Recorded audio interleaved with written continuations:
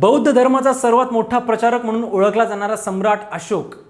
पण तुम्हाला माहिती का की या सम्राट अशोकाच्याच घरात जन्मलेला एक राजा असा होता ज्याने पुढे जाऊन संपूर्णपणे वेगळा धर्म स्वीकारला, जैन धर्म.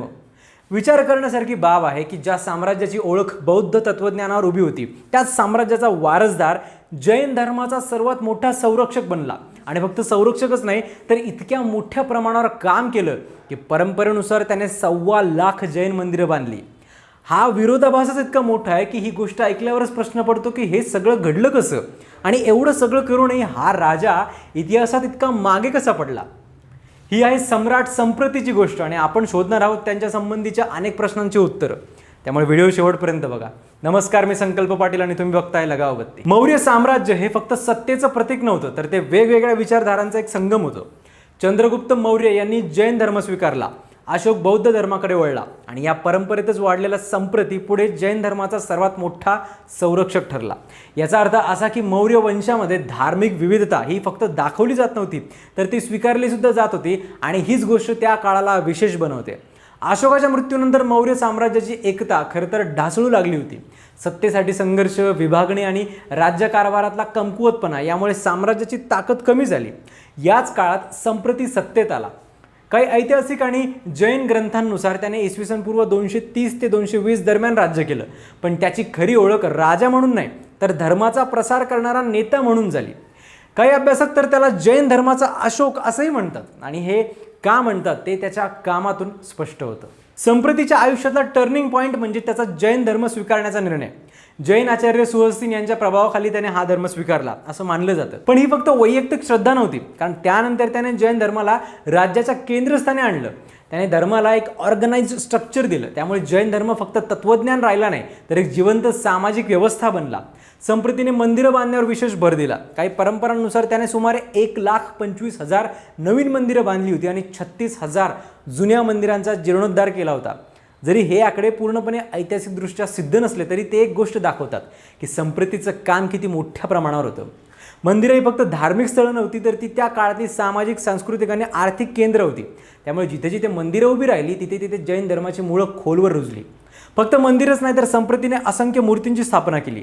दगडी, धातूच्या वेगवेगळ्या मूर्तींमुळे जैन धर्म लोकांच्या रोजच्या जीवनात उतरला. लोकांना देव, धर्म आणि तत्वज्ञान यांचा अनुभव प्रत्यक्ष स्वरूपात घेता येऊ लागला. त्यामुळे धर्म जास्त ॲक्सेसिबल झाला. यासोबतच संप्रतीने जैन भिक्षूंना दूरदूरच्या प्रदेशांमध्ये पाठवलं. भारताच्या बाहेर अफगाणिस्तान, नेपाळ, भूतान, भारतात सौराष्ट्र, कर्नाटक, तामिळनाडू, गुजरात अशा वेगवेगळ्या भागांमध्ये जैन धर्माचा प्रसार झाला. काही कथांनुसार हा प्रसार मध्य आशिया आणि पश्चिम आशियापर्यंत सुद्धा पोहोचला.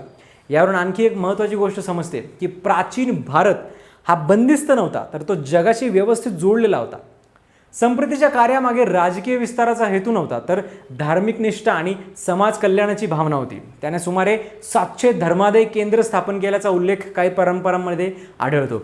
या केंद्रांमधून गरीब, गरजू आणि प्रवाशांना मदत केली जात होती. म्हणजेच धर्म फक्त पूजा किंवा तत्वज्ञानापुरता मर्यादित राहिला नाही तर तो समाजसेवेचं साधन बनला. पण तरी एक मोठा प्रश्न कायमच राहतो की जर संप्रतीने एवढं मोठं काम केलं तर मग त्याचं नाव इतिहासात इतकं कमी का दिसतं. तर त्याचं उत्तर इतिहासाच्या नॅरेटिव्हमध्ये दडले. अशोकाचे शिलालेख, त्याचं आंतरराष्ट्रीय महत्त्व आणि बौद्ध धर्माचा जागतिक प्रसार यामुळे त्यांचं कार्य जास्तीत जास्त प्रसिद्ध झालं. दुसरीकडे संप्रतीचं काम मुख्यतः जैन ग्रंथांमध्ये आणि परंपरांमध्ये जपलं गेलं. त्यामुळे ते मुख्य प्रवाहात कमी दिसलं. आजही गुजरात, राजस्थान, महाराष्ट्र या भागांमध्ये अनेक जैन मंदिरं अशी आहेत ज्यांच्याबद्दल सांगितलं जातं की ती संप्रतीच्या काळात बांधली गेली. जरी सर्व ठिकाणी ठोस पुरावे नसले तरी लोकांच्या श्रद्धेत त्याचं स्थान खूप मोठं आहे आणि कदाचित इतिहासात श्रद्धा आणि परंपरा यांचा एक वेगळा अर्थ असतो. अलीकडेच पंतप्रधान नरेंद्र मोदी यांनी गांधीनगरमध्ये सम्राट संप्रती संग्रहालयाचं उद्घाटन केलं आणि त्यामुळे हा विषय पुन्हा एकदा चर्चेत आला. पण खरं तर हा फक्त एका संग्रहालयाचा विषय नाही आहे तर हा आपल्या इतिहासाकडे एका नव्या नजरेने पाहण्याचा प्रयत्न आहे. कारण इतिहास फक्त त्या नावांचाच नसतो जे आपल्याला पाठ्यपुस्तकात दिसतात तर तो त्या नावांचा सुद्धा असतो ज्यांनी शांतपणे कोणत्याही प्रसिद्धीशिवाय मोठं काम केलंय. संप्रतीची गोष्ट आपल्याला एक वेगळी शिकवण देते की इतिहासात काही नावं खूप मोठी होतात आणि काही नावं मागे पडतात, पण तरी ज्यांचं नाव मागे पडते त्यांचं योगदान कमी होत नाही. अशोकाने जसं बौद्ध धर्माला जागतिक ओळख दिली, तसंच संप्रतीने जैन धर्माला एक मजबूत पाया दिला. एकाने विचारांचा प्रसार केला तर दुसऱ्याने त्या विचारांना रचना, स्थैर्य आणि समाजात रुजवण्याचं काम केलं. त्यामुळे जेव्हा आपण इतिहासाकडे पाहतो तेव्हा फक्त प्रसिद्ध नावांवर न थांबता अशा लपलेल्या कथा शोधणं सुद्धा तितकंच महत्त्वाचं ठरतं. तुम्हाला संप्रतीच्या भव्य कार्याची ही गोष्ट कशी वाटली ते कमेंट्समध्ये नक्की सांगा आणि सबस्क्राईब करायला लगाव बत्ती.